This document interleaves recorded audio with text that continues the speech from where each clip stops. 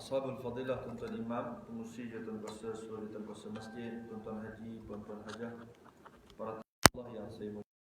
Alhamdulillah, syukur pada Allah Subhanahu wa taala, malam ini kita dapat lagi bertemu bagi menyambung kuliah kuliah 2 bulanan kita ini. Mudah-mudahan pertemuan kita pada malam ini dirahmati dan diberkati oleh Allah Subhanahu wa taala.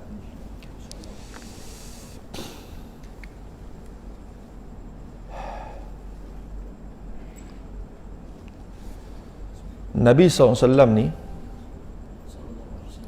adalah manusia yang paling baik.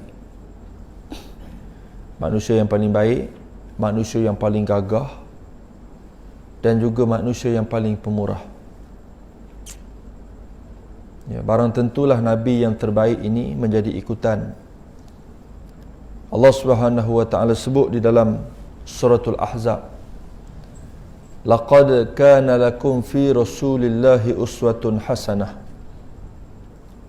liman kana yarjullaha wal yawmal akhir wa dzakarallaha katsira. Demi sesungguhnya bagi kamu pada diri Rasul SAW suatu contoh suri tauladan yang terbaik. Bagi siapa? Bagi mereka yang mengharapkan Allah, bagi mereka yang mengharapkan hari akhirat. Dan tentunya orang ini ingat pada Allah Subhanahu wa taala dalam keadaan yang sebanyak-banyaknya. Tuan-tuan dan puan sekalian, orang yang menjadikan Nabi SAW sebagai contoh dalam kehidupan ni, orang yang menjadikan Nabi sebagai contoh dalam kehidupan dia, pertama, sifatnya ialah beriman pada Allah. Beriman pada Allah. Yang kedua, beriman pada hari akhirat. Dan yang ketiga, dia ingat pada Allah Subhanahu wa taala dalam keadaan yang sebanyak-banyaknya.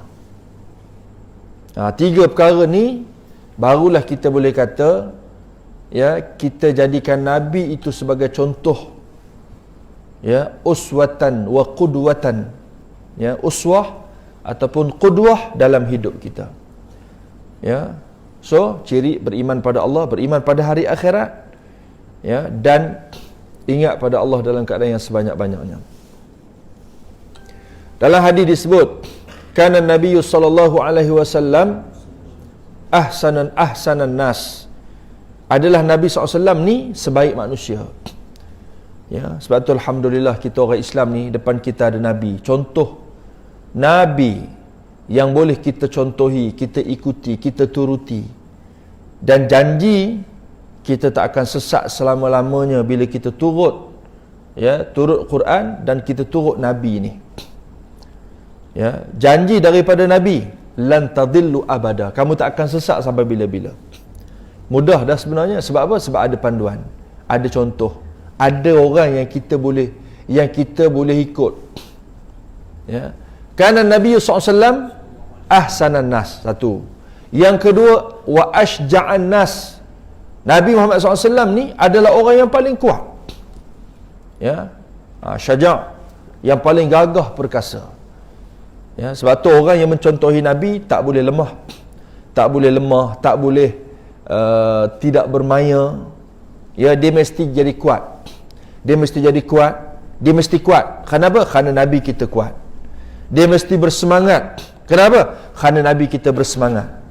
Nabi kita semangat membawa Islam, perjuangkan Islam, berdakwah, menyampaikan Islam. Maka kita juga kena bersemangat dan kena kuat untuk terus menghayati ajaran Islam. Tuan-tuan, kalau saya tanya tuan-tuan, apa matlamat tarbiyah Islamiah? Matlamat daripada pendidikan Islam ni, pertama nak melahirkan individu Muslim. Biar individu tu jadi Muslim. Maka kalau kita bincang bab individu Muslim ni, ulama telah membahagi-bahagikan sifat-sifat yang mesti ada kepada individu Muslim. Apa dia? Antaranya ialah akidah mesti sahih. Akidah mesti sahih. Yang kedua, yang pertama ialah akidah mesti betul. Yang kedua, ibadah mesti sahih. Yang ketiga, sifat muslim yang sempurna ni ialah nafi'an li ghairih. Dia boleh bagi manfaat pada orang lain. Lagi apa? Musaqqiful fikri. Dia mempunyai saqafah, kefahaman Islam yang luas. Ya, kefahaman Islamnya luas, kefahaman saqafah ammah. Ya, ilmu-ilmu yang berkaitan dengan perkara lain juga dia tahu. Dia luas pada fahaman dia, dia faham dengan fahaman yang luas. Yang kelima, matinul khuluq. Akhlak ya yang mantap. Yang keenam, mujahidan ala nafsih. Dia mesti mempunyai mujahadah pada diri dia. Ni muslim yang baik ni mesti mujahadah. Tak boleh layan nafsu kita ni. Ya, kalau ikut kehendak kita, selamanya kita akan memberi kemenangan itu di pihak syaitan. Kalau kita mujahadah lawan nafsu kita, berarti kita sedang melawan, berperang dengan nafsu, dan hakikatnya juga kita berperang dengan syaitan. Ya, apa lagi? Harisan ala waqtih. Ya, sangat menjaga masa. Ya, orang mukmin yang baik ni, orang muslim yang sejati ni sangat menjaga masa. Apa lagi? Ya. Nah, lagi disebut munazzaman fi syu'unih, tersusun dalam urusan harian. Perjalanan ni, perjalanan kehidupan ni ada jadual. Ada jadual. Dia tak boleh main ikut dam teradap ya. So kita kena susun jadual. Hari ni aku nak buat apa? Ya, esok kita buat apa? Ya, kita ada kerja, kita ada kerjaya. Ya betul, kerja. Tapi kena ingat, kita ada tanggungjawab dengan kerja, dengan majikan, kita ada tanggungjawab dengan Allah, kita ada tanggungjawab dengan keluarga, kita ada tanggungjawab dengan masyarakat. Inna li rabbika 'alaika haqqan wa li ahlika 'alaika haqqan, ya, wa li nafsika 'alaika haqqan fa'ti kulli zi haqqin haqqah. Nabi kata, kamu, nisbah kamu pada Tuhan kamu, ada hak yang kamu kena tunaikan. Nisbah kamu kepada ahli keluarga kamu, ada hak yang kamu kena tunaikan, kamu kena lunaskan. Nisbah kamu dengan masyarakat, ada hak yang kamu kena tunaikan. Kamu pada diri kamu, ada perkara yang kamu kena tunaikan. Dan Nabi kata apa? Fa'ti kulli zi haqqin haqqah. Kamu bagilah hak-hak akan hak-haknya. So kena bagi hak-hak ni. Sebab tu, ya, orang mukmin ataupun muslim yang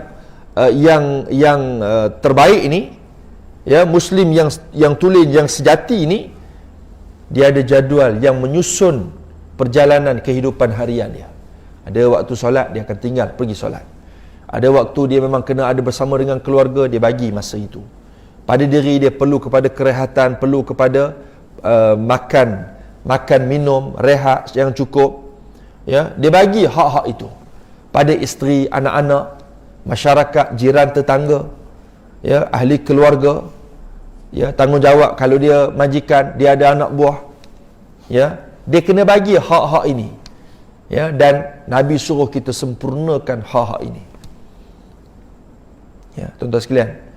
Ya, demikian. Kemudian, ya, ada lagi disebut sebagai Allahumma salli ala Muhammad.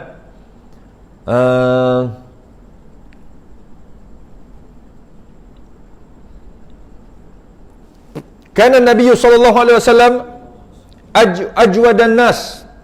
Kana Nabi sallallahu alaihi wasallam ahsanan nas wa ashja'an nas wa ajwadan nas. Adalah Nabi SAW ni orang yang paling, manusia yang paling baik, manusia yang terbaik. Yang kedua adalah Nabi SAW adalah orang yang paling kuat, dan adalah Nabi SAW orang yang paling pemurah. Ya, ajwadan nas ni Nabi paling pemurah. Kalau kita kata si fulan pemurah, ketahuilah Nabi kita lagi pemurah. Hadis yang riwayatkan oleh Aisyah radhiyallahu anha. Aisyah kata, ya, kana Nabi afdalus sadaqah fi Ramadan. Sedekah yang paling baik ni sedekah Ramadan, tuan-tuan. Ya, dan Aisyah juga menyebut dalam hadis yang lain, ya, adalah Nabi sallallahu alaihi wasallam orang yang sangat pemurah. Dan Nabi SAW akan menjadi lebih pemurah dengan datangnya bulan Ramadan. Ya, Allahu Akbar. Ya, hari ni alhamdulillah kita diberi hidayah. Ya, sebab tu ada orang tanya, Ustaz, hidayah ni bukan kita dah dapat ke? Ya, tuan-tuan, hidayah kita dah dapat alhamdulillah. Ya, hidayah Islam. Hidayah iman. Tapi hidayah ni tuan-tuan kena doa, dan kita kena cari senantiasa. Kena senantiasa cari, kena senantiasa gilap, kena senantiasa berdoa supaya kita dapat terus mengekali hidayah Allah ini. Hari-hari yang kita lalui. Sebab tu bila kita baca hadis, kita akan jumpa di sana ada manusia yang waktu hidupnya memaksiati Allah, buat dosa pada Allah, buat maksiat pada Allah, tetapi di akhir hujung jatuh, dia nak meninggal dunia, dia beriman pada Allah, dia bertaubat, Allah terima taubat dia. Ya, sehingga Nabi sebut antara dia dengan neraka sejengkal lagi. Tetapi oleh kerana dia beramal dengan amalan ahli syurga, maka masuk syurga dia. Ada orang dia beramal dengan amalan ahli syurga, hidupnya Masya Allah, solat, ibadat, sedekah, infak, jihad, haji, tolong orang, bagi, buat amal kebajikan, sana sini, ke sana ke sini, ke sana ke sini. Ya, tuan-tuan, tapi dekat-dekat nak mati, Nabi kata apa? Ada orang hidupnya beramal dengan amalan ahli syurga, tetapi dekat-dekat dia nak mati, dia beramal dengan amalan ahli neraka. Maka mati dia, masuk neraka dia. Sebab itu tuan-tuan, pengajarannya apa? Pengajarannya ialah kita ni tak ada siapa pun boleh mendabik dada kata kita ni yang paling terbaik, kita ni lah yang the best sekali. Yang ada, yang mesti ada kepada kita tuan-tuan perempuan sekalian, ialah doa pada Allah. Semoga Allah Ta'ala istiqamahkan kita dengan Islam, dengan iman, supaya kita mati nanti dengan iman, hidup kita dengan iman. Allahumma ahyina bil iman wa amitna bil iman. Tuan-tuan, jangan pernah tinggal kita doa apa? Dua perkara. Ya, dua perkara. Pertama, kita minta syurga dan juga redha Allah. Ya, redha Allah, syurga. Minta dua perkara. Dan kita minta lindung daripada dua perkara, iaitulah neraka Allah dan juga murkanya. Direct kena minta. Jangan malu-malu. Yang kita minta ni Allah Rabbul Jalil. Allahumma inna nas'aluka ridhaka wal jannah. Ya Allah, kami minta redha kamu, kami minta redha kamu dan syurga kamu. Wa na'udzubika min sakhatika wan nar, dan kami minta berlindung daripada murka kamu dan juga neraka kamu. Ya, Allahu Akbar. Tuan-tuan, kita berada di fitnah, zaman akhiruz zaman. Ya, nanti tuan-tuan, antara tanda-tanda akhir zaman ni munculnya Dajjal. Dajjal ni tuan-tuan, ya, orang kita kata Dajjal semua. Dajjal. Buat berdajjal kat dia, berdajjal. Semua itu merujuk kepada Dajjal tu lah. Ya, Dajjal. Merujuk kepada Dajjal, perangai-perangai Dajjal. Dan ada nantinya waktu Dajjal muncul, ada orang ditemakan dengan tipu daya Dajjal. Dajjal ni mari, dia bawa cerita, dia bawa satu kisah, dia bawa cara bawaan yang boleh mencari adat. Banyak perkara lah mencari adat. Ya, sampai ke tahap dia boleh menghidupkan orang yang mati. Oh, maka tuan-tuan bayang waktu itu, ya, waktu itu orang yang selamat ialah orang yang kuat pegangan akidahnya. Ya, pegang ikatan Islam dengan sekukuh-kukuhnya. Ingat pesanan Nabi dengan seingat-ingatnya. Hayati ajaran Islam dengan sekuat-kuatnya. Yang nak jawab bukan hafazan kita masa tu. Yang nak jawab ialah kekuatan iman kita masa tu. Ya, tuan-tuan bayang, dia boleh bagi rezeki, kan, dia bagi makan, lapar dia bagi makan, nak mewah dia bagi kemewahan.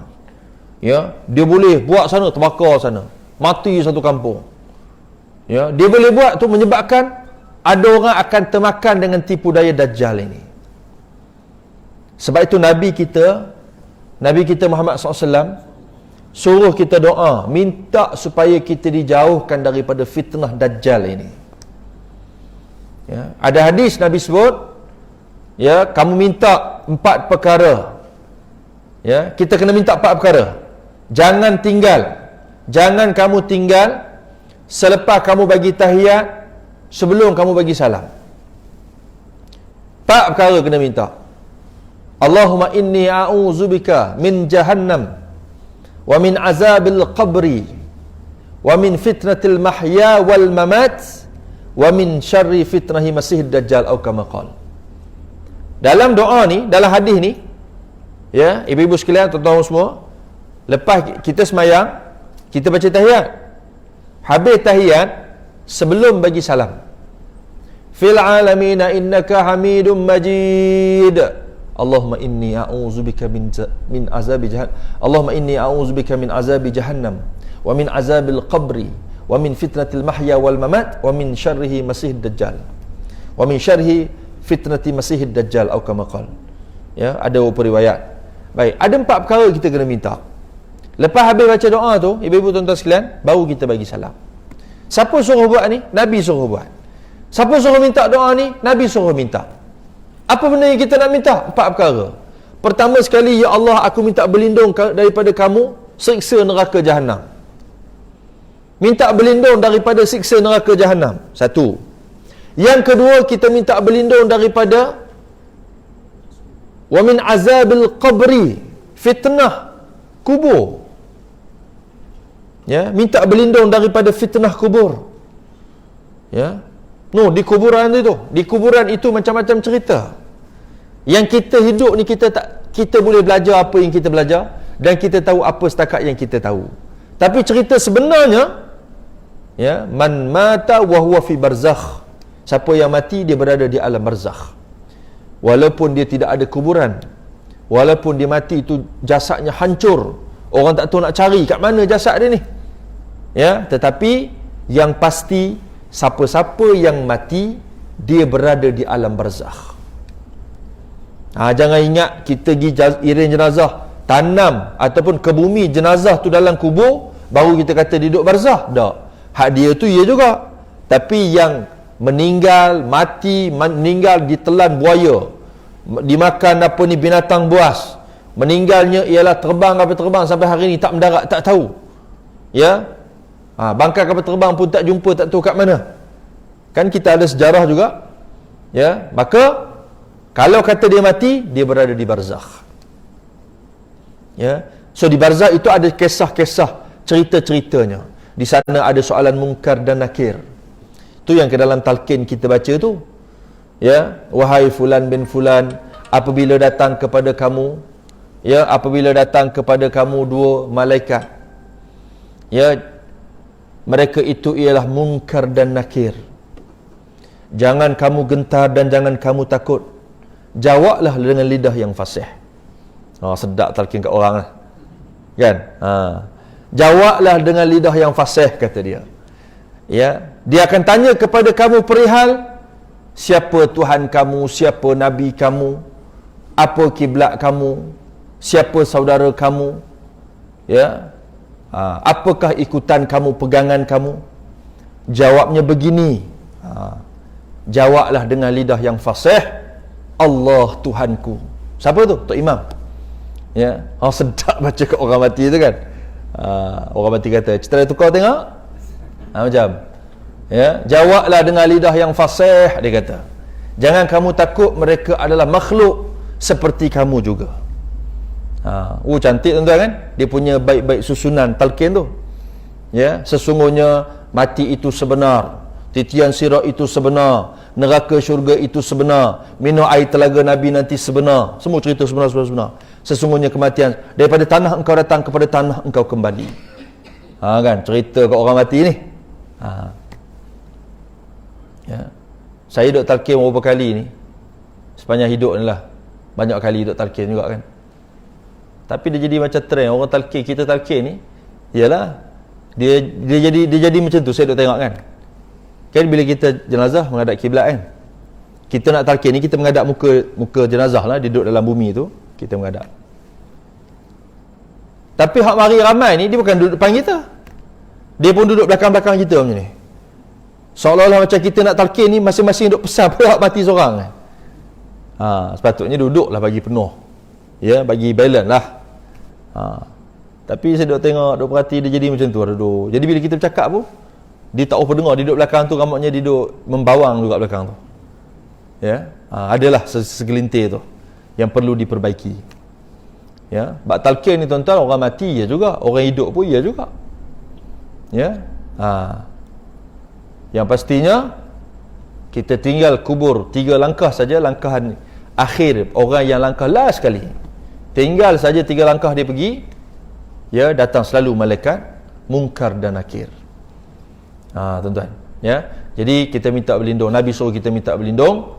Allahumma inni a'udzubika min jahannam wa min azabil qabri wa min fitnatil mahya wal mamat.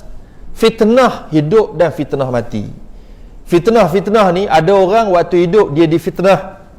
Tapi ada juga yang paling bahaya sekali, hidup pun dia difitnah, terlibat dengan fitnah, mati pun lepas tak ada dia pun masih lagi, ya, dia membawa fitnah-fitnah itu, sehingga orang bercakap tentang fitnah-fitnah yang ditimbulkan oleh si mati ini. Na'udzubillah min zalik. Ya, kita minta berlindung, ya, supaya mati kita ni biarlah, ya, orang terasa kehilangan kita. Orang bercakap tentang baik ni kita, ya, bukan orang seronok mati dah dia, ya, mojo mati kalau tak matilah, ya. Mari, oi, macam dengar cerita, mati dah, alhamdulillah, mati dah, alhamdulillah, syukur pula orang, ya. Sepatutnya orang sedih dengar berita kematian, meninggal, inna lillahi wa inna ilaihi raji'un, ya. Sepatutnya orang sedih, orang bercakap tentang, orang rasa kehilangan dia, kan. Dan yang keempat ialah, ya, wa min syarri fitnah masih dajjal, kita minta berlindung daripada fitnah dajjal, ya. Yang sebagaimana saya sebut tadi, tuan-tuan, dia datang dengan kemewahan, dia datang dengan pangkat kuasa, dia datang dengan benda, dia datang dengan benda-benda yang khariqul lil adah, dia mencari adat, ya. Makanya orang ramai akan kata, oh ni kena ikut dia lah, tengok dia berpengaruh, cakapnya berpengaruh, pengikutnya ramai, kan. Akhirnya kita lupa sebenarnya kita ni hidup, kita kena turut kebenaran.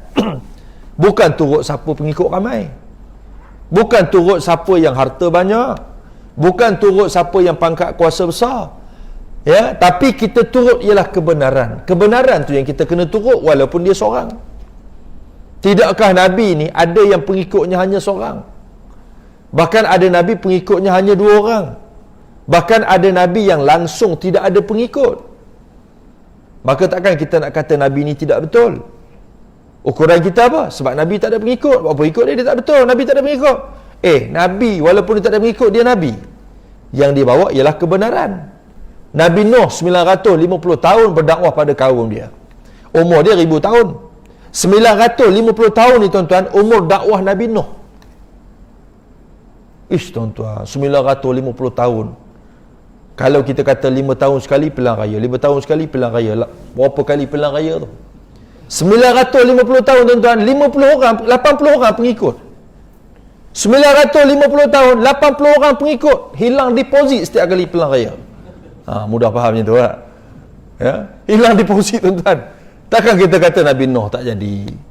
Isteri dia tak ikut dia, anak dia tak ikut dia. Ya? Nabi Nuh ni isteri ada 2. Seorang ikut, seorang tak ikut. Anak dia pun tak ikut. Tuan-tuan. Jadi saya nak sebutnya ialah hak kita kena turut ialah kebenaran. Nabi ni datang bawa kebenaran. Ulama ni mari bawa kebenaran. Walaupun dia tidak disokong, dia dihentam, dia dikutuk, dia dikritik, orang hina dia, tuan-tuan, kita ikut ni kerana kebenaran. Ya. Dan jangan kita turut kerana benda. Jangan kita turut kerana nak benda, kerana nak pangkat, kerana nak, ya, nak makan. Ya. Perjuangan kita ni takkan nak makan saja. Perjuangan kita ni bukan setakat nak benda, bukan setakat nak jalan raya, bukan setakat nak balai raya. Ya, tapi kita nak bawa semua ni di depan Allah Ta'ala, nantinya akan ditanya.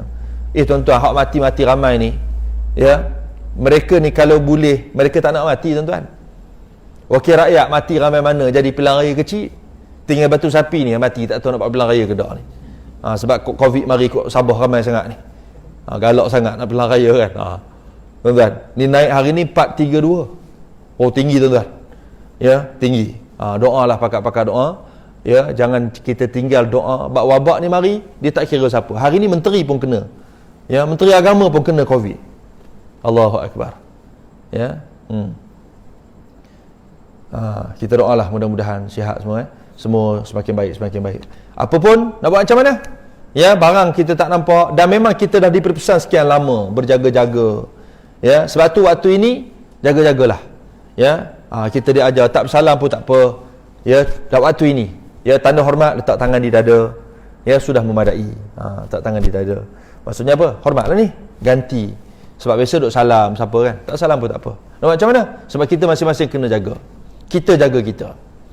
Sebab ni hari ni yang terkini di Rauk. Ni Rauk ni dah 6 masjid dah ditutup. Tak boleh berfungsi lagi. Tak boleh lagi dalam tempoh ni sebab ada kluster yang kena daripada Sabah, lepas tu dia merayau, dia pergi TF, dia jumpa orang ramai mana dah, orang tu pula dia jumpa bersalam betul apa semua, balik dengan isteri anak-anak dia pula. Maka dia jadi payah tu, jadi panjang gitu kan. Jadi tuan-tuan jaga. Ya, saya sekarang ni alhamdulillah tak pergi TF Rauk tu, tak pergi je lah. Ya, jadi dia pergi TF Rauk, tak tahulah siapa orang-orang yang kontak dengan dia. So kena jaga barang ni, barang yang kita minta berlindung. Ya, Allahumma inni a'udzubika, Allahumma asrif hadzal bala min ummati Muhammad sallallahu alaihi wasallam. Ya, minta berlindung daripada wabak ya yang sangat menyulit dan menyukarkan kita.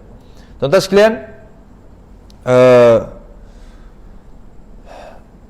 ukuran kita ialah kebenaran. Ya, al-haqqu min rabbika fala takunanna minal mumtarin. Kebenaran itu daripada Tuhan kamu, jangan kamu ragu-ragu. Ya, ikutan kita ialah Quran hadis. Ya. Dan apa tu pesan kat orang mati kan? Ya, ingatlah perjanjian kamu ketika mana kamu berada di dunia dulu, bahawa kamu mengaku tiada Tuhan yang layak disembah melainkan Allah dan Muhammad itu pesuruh Allah. Ya, tamassak, peganglah wahai Abdullah, wahai hamba Allah, dengan kalimah ini. Pegang seerak-eraknya. Sepatutnya pesan ni, sedap orang hidup ni. Pesan kan, tuan-tuan, pegang kalimah thayyibah ini. Kalimah tu syahadah ni pegang betul-betul. Baru betul, baru sedap nak pesan. Tapi nak macam mana? Kita pesan juga sebab roh dia dengar. Ya, roh dia dengar, kita cakap, tamassak ya Abdullah.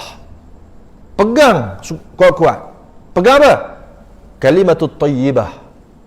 Ya, waktu dunia dulu perjanjian kamu bahawa kamu mengesahkan Allah, Muhammad itu pesuruh Allah. Pegang sungguh-sungguh. Tuan-tuan. Ya, pesan juga kita. Sepatutnya pesan hidup ni lagilah kita kena pesan. Kalau orang mati pun kita pesan, orang hidup lagilah kena pesan. Tu yang kena jadi. Akidah itu jangan dirosakkan oleh hari ni. Kita sangat mudah terdedah dengan fahaman liberal. Ya, duk terpengaruh baca kod ya media sosial, telefon hari ni masing-masing macam-macam ada. Facebook dalam tu ada. Ya, hak nak elok pun ada, hak nak jahanam pun ada. Kan? Hak elok ada, dia ambil apps, dia install app Quran. Ya, dia install app apa-apalah. Ya, page-page yang ada yang boleh membina jati diri, iman, ilmu. Tapi ada juga telefon yang sama, ya, telefon yang sama yang dia install benda-benda yang boleh merosakkan dia. Gambar-gambar porno, video-video yang tak baik. Saya ingat masa mengaji dulu kan. Saya mengaji, bahasa kawan-kawan masa mengaji dulu. Saya kata, Syekh, pinjam komputer je nak buat kerja. Buat, guna-guna. Tapi elok-elok, dia kata komputer ni syurga pun boleh, neraka pun boleh, dia kata. Sebab apa? Dia sebut tu kita pun. Sebab apa? Sebab dia nak bagi tahu dalam komputer ni, dengan internet yang masuk duduk dalam tu, kalau kita buka, kadang-kadang tuan-tuan tahu, internet ni kadang-kadang benda hak tak elok tu mudah je keluar. Kita tak google dia keluar, kita tak cari dia keluar. Tapi benda hak elok ni tahu berapa kali buffering dah, tekan tak keluar. Lain-lain kali internet lemah, slow, begitu dia beritahu kan. Tapi hak benda tak elok ni tuan-tuan, tekan tak ada tekan dia keluar dah. Kita pun lepas keluar tu, tengok sikit. Benda apa ni? Macam syok pula. Macam itulah. Ya, sebab hak nak sokong kepada benda hak tak baik, nak masuk neraka ni sebab setan duk sapa. Ya, syaitan duk sapa, iblis duk sokong ni. Tapi benda-benda hak baik ni dia sukar untuk mendapat sokongan. Ya, syaitan confirm tak sokong dah. Yang nak lawan ialah nafsu kita dan juga iman yang ada pada kita. Tuan-tuan sekalian, hadis yang ke-10.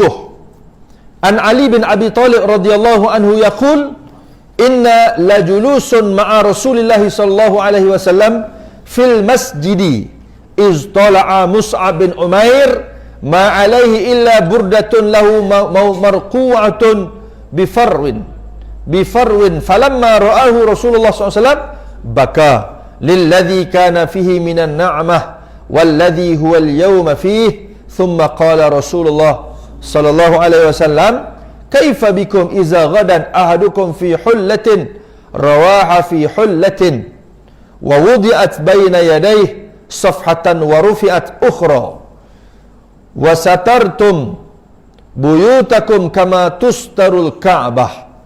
Qalu ya Rasulullah nahnu yawma idzin khairu minna al-yawma natafarraghu lil ibadah wa nukfal mu'nah. Faqala Rasulullah sallallahu alaihi wasallam la antumul yawm khairum minkum yawma idzin. Rawahu Tirmizi. Daripada Ali bin Abi Talib radhiyallahu an, bahawasanya kami sedang duduk bersama Rasulullah sallallahu alaihi wasallam di masjid. Tiba-tiba datang Mus'ab bin Umair radhiyallahu an, dan tiada ada di atas badannya kecuali selembar selendang yang bertambal dengan kulit. Tatkala Rasulullah SAW melihat kepadanya, baginda menangis. Nabi tengah duduk dalam masjid dengan sahabat-sahabat, datang Mus'ab bin Umair. Mus'ab bin Umair ni siapa? Mus'ab bin Umair ni anak bangsawan, orang yang kaya, ayah keluarga dia kaya, tapi oleh kerana dia turut Nabi, masuk Islam, hijrah bersama dengan Nabi, dia jadi miskin. Lalu bila dia datang duduk, Nabi tengok Mus'ab, ya, sebab Nabi tengok tu, Nabi bukan tengok dia saja, Nabi mengenangkan bagaimana dia ni anak bangsawan, anak orang kaya, tapi tampil depan Nabi dalam keadaan yang sangat-sangat zuhud. Ya. Kemudian tatkala Rasulullah SAW melihat kepadanya, baginda menangis dan menitiskan air mata kerana mengenang akan kemewahan Mus'ab ketika berada di Mekah dahulu, kerana sangat dimanjakan ibunya, dan kerana memandang nasib Mus'ab sekarang ketika berada di Madinah sebagai seorang muhajirin yang terpaksa meninggalkan segala harta benda dan kekayaan di Mekah. Kemudian Nabi SAW bersabda, bagaimanakah keadaan kamu pada suatu waktu nanti? Pergi di waktu pagi dengan satu pakaian, dan pergi di waktu petang dengan pakaian yang lain pula, dan bila diangkat satu hidangan, maka diletakkan pula satu hidangan yang lain, dan kamu menutupi menghias rumah kamu seperti kamu memasang kelambu Kaabah. Maka jawab sahabat, wahai Rasulullah, tentunya keadaan kami di waktu itu lebih baik daripada keadaan kami di hari ini. Kami akan memberikan perhatian sepenuhnya kepada masalah ibadah sahaja dan tidak sibuk lagi mencari rezeki. Lalu Nabi SAW bersabda, tidak, keadaan kamu hari ini adalah lebih baik daripada keadaan kamu pada hari itu. Allahu Akbar. Tuan-tuan, Mus'ab bin Umair, ya, dia masuk Islam. Tuan-tuan bayang, dididik, dimanjakan oleh ibunya, dibesarkan dalam keluarga yang mewah, tetapi diturut kebenaran. Kalau diturut benda, dia ikutlah keluarga dia. Tapi oleh kerana diturut kebenaran, dia tinggal keluarga dia. Ya, dia pergi turut Nabi SAW, masuk Islam. Ya, hijrah. Dalam riwayat kata, pernah bila mak dia tahu dia masuk Islam, mak dia tak makan, tak minum. Mak dia tak makan, tak minum sampai mak dia jatuh gering sakit. Lalu dia bagi tahu kat kawan-kawan, mak dia bagi tahu kat kawan-kawan, tolong cari Mus'ab bin Umair. Bagi tahu dekat Mus'ab bin Umair, mak dia sedang sakit. Lalu berita mak dia sakit sampai pada Mus'ab bin Umair. Lalu Mus'ab bin Umair pun balik ziarah mak dia. Tatkala sesampai dia di rumah, mak dia bila tengok Mus'ab bin Umair datang, dengan tidak berlengah-lengah lagi, dia kata pada Mus'ab, wahai Mus'ab, kembalilah kepada agama nenek moyang kita. Apa kata Mus'ab bin Umair? Ya ummah, wallahi inni la uhibbuki 'alal haqqi. Wahai mak, demi Allah aku sayang mak kerana Allah. Lau laki alfa nafsin, kalaulah bagi mak itu 1000 nyawa, kharajat minki nafsan ba'da nafsin, nyawa daripada mak tu ada 1000, keluar satu, mati mak, masuk nyawa lain pula, keluar satu, mati mak, masuk nyawa lain pula, keluar lagi, mak mati lagi, masuk nyawa lain pula, 1000 nyawa, aku tak akan tinggalkan agama Nabi Muhammad sallallahu alaihi wasallam. Tuan bayang tu akidah yang ada kepada Mus'ab bin Umair. Ya, sampailah turun ayat, wa in jahadaka ala an tusyrika bima laysa laka bihi ilmun fala tuti'huma, surah Luqman. Ya, sekiranya mak ayah kamu ajak kamu, panggil kamu, seru kamu untuk kamu buat perkara yang maksiat pada Allah, jangan kamu taat di dalam perkara itu. Tetapi Allah ajar apa? Wasahibhuma fid dunya ma'rufa. Kamu kena buat baik, kebajikan, jaga dia di dunia ini dengan penjagaan yang paling baik. Sebab tu ya, kita tengok beberapa orang kawan-kawan saya masuk Islam ni, ya, insya-Allah tuan-tuan, kita lama dah Islam sebab mak ayah kita Islam. Kawan-kawan kita ni ada yang masuk Islam ni dia kena lawan tuan-tuan. Dia kena mujahadah nak boleh dapat Islam ni tuan-tuan. Ya. InsyaAllah nanti saya bawa seorang sahabat saya ni, nama dia Ustaz Rashidi Lobo. Ya, saya tengok dia ada tarikh dia bagi kat saya ni, minggu Selasa, bila Selasa minggu depan, minggu bukan Selasa ke depan lagi, bulan 10, bulan 10 dah ni tak ingat lah. Ya, minggu depan ke minggu lagi, InsyaAllah nanti saya akan bagi tahu. Dia ni tuan-tuan, dia kata kat saya, dia masuk Islam sudah belasan tahun. Ya, dia ni Kristian, kerja dalam gereja. Abang ni sampai hari ni kerja dengan gereja. Dia kata 3 kali ustaz nak masuk Islam, tak lepas-lepas. Tak lepas ni maksudnya ada je halangan. Tapi mudah dia pasal dia mencari. Bila dia cari, lah kali dia jumpa. Saya nak sebut tuan-tuan, lepas dia masuk Islam, dia mengaji pondok Sungai Bakap, dia mengaji pondok Pasir Tumbuh. Allah tuan-tuan, alim tuan-tuan. Ya, belajar kitab tu, belajar bab akidah, belajar bab fiqh. Ya, alim. Maksudnya walaupun dia masuk Islam macam zaman Nabi lah, sahabat-sahabat ni ada yang mari kendian masuk Islam. Khalid Al-Walid, masya-Allah, lewat. Islam kalah di Uhud. Panglima musuh Khalid Al-Walid lah kali masuk Islam dia. Wahsy dalam perang Uhud bunuh pak saudara Nabi Sayyidina Hamzah dengan tombak. Allah sedih Nabi tuan-tuan. Yang bunuh siapa? Wahsy. Tapi dalam sirah lah kali Wahsy itu masuk Islam. Ya. Makanya Islam telah meletakkan siapa yang pilih Islam, pegang Islam, kuat dengan Islam, menghayati ajaran Islam, maka dia baik di sisi Allah Subhanahu Wa Taala. Yang tinggal Islam tak kira siapa. Ya, sang penguasa, sang rakyat biasa, kalau tinggal Islam, dia adalah hina di sisi Allah Subhanahu Wa Taala. Ya, tuan-tuan tengok perenggan bawah tu. Dia kata apa? Kemewahan hidup banyak menghalang seorang daripada buat ibadat kepada Allah Taala seperti keadaan kita hari ini. Ya, segala yang kita miliki walaupun tidak terlalu mewah, namun rasanya sudah mencukupi. Tetapi bila dibandingkan dengan kehidupan para sahabat, kita jauh lebih mewah daripada mereka, sedangkan ibadat kita sangat jauh ketinggalan. Itu realiti hidup kita hari ini. Dengan apa yang kita ada ni pun tak tahu mana tuan, sombong ke main dah. Allahu akbar, nauzubillah min zalik. Kita sibuk mengumpulkan harta, kita sibuk untuk menjaganya dan sibuk menambah lebih banyak harta. Tidak ubah seperti apa yang pernah disabdakan oleh Nabi, seandainya bagi anak Adam itu mempunyai satu lembah emas, dia berhasrat untuk mencari lembah yang kedua sehingga ia dimasukkan ke dalam tanah menemui kematian. Ya, dalam riwayat lain disebut, kalaulah li bani Adam zahaban, 2 gunung Uhud tu emas, nescaya dia mengimpikan yang ketiga. Ni macam ni ya? 2 lembah, 1 lembah emas. Oh, nak cari lembah kedua. Dapat, cukup ke tuan-tuan? Tak. Dia cari hak ketiga pula. Bukan kata tuan-tuan, itu kita, nafsu kita. Ya. Akhirnya melalaikan kita. Kalaulah benda itu melalaikan kita tuan-tuan, kita minta berlindung, simpang jauh. Kita nak harta yang ada tidak melalaikan kita. Dan akhir sekali, ya, dia kata apa? Begitulah gambaran kerakusan manusia dalam mengumpulkan harta kekayaan. Ia sentiasa mencari dan menambah sehingga ia menemui kematian. Maka ketika itu barulah ia sedar dan menyesal dengan 1001 penyesalan. Allah, na'udzubillah. Tetapi sayang 1000 sayang, penyesalan sudah tidak berguna lagi. Oleh kerana itu, janganlah kita lupa daratan dalam mencari kekayaan. Tidak peduli halal haram. Yang penting dapat harta, tidak peduli waktu solat, bahkan semua waktu digunakan untuk mengumpul kekayaan. Maka hendaklah kita sedar bahawa setelah dunia ini ada akhirat dan ada hidup setelah mati. Biarlah kita mencari harta di dunia pada batas-batas keperluan. Kalau kelebihan, maka hendaklah digunakan untuk menolong orang yang kurang berkemampuan, dan sering-seringlah bersedekah sebagaimana simpanan untuk hari akhirat kelak. Orang yang bijaksana adalah orang yang mempunyai perhitungan untuk waktu akhiratnya, dan ia menjadi dunia di tempat tanaman dan akhirat tempat memetik buahnya. Allahu Akbar. Ya, tuan-tuan, begitulah ya hadis yang kita baca pada malam ni. Mudah-mudahan ada manfaat, ada kebaikan, ada keberkatan. Ya, cubalah saya, tuan-tuan sekalian, kita ingat. Mudah-mudahan boleh kongsi pula dengan siapa-siapa yang tak datang malam ni. Ya, mungkin ahli keluarga kita, anak-anak kita, anak menantu kita, jiran tetangga, sambil-sambil mengeteh kan, sambil-sambil sembang-sembang. Ya, nak cerita rupanya Mus'ab bin Umair ni kaya dulu, tapi bila terima Islam, ya Allah, Nabi sampai menangis tengok dia. Ya, subhanallah. Ya, tuan-tuan, sekarang tu insya-Allah nanti kita akan kongsi lagi, kita akan sambung lagi pengajian kita pada hadis yang ke-11. Ya, insya-Allah. Auzubillahi minasyaitonirrajim. Bismillahirrahmanirrahim. Allahumma alimna ma yanfa'una wa anfa'una bima 'allamtana wa zidna ilma. Wa sallallahu ala sayyidina Muhammad wa ala alihi washabihi ajmain. Alhamdulillahi rabbil alamin.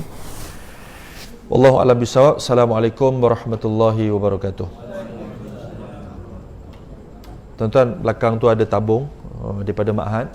Tuan-tuan boleh salurkan sumbangan, insya-Allah sedekah infak, kita akan manfaatkan, mudah-mudahan memberatkan mizan hasanah kita di hari akhirat kelak. Wallahu a'lam. Assalamualaikum warahmatullahi.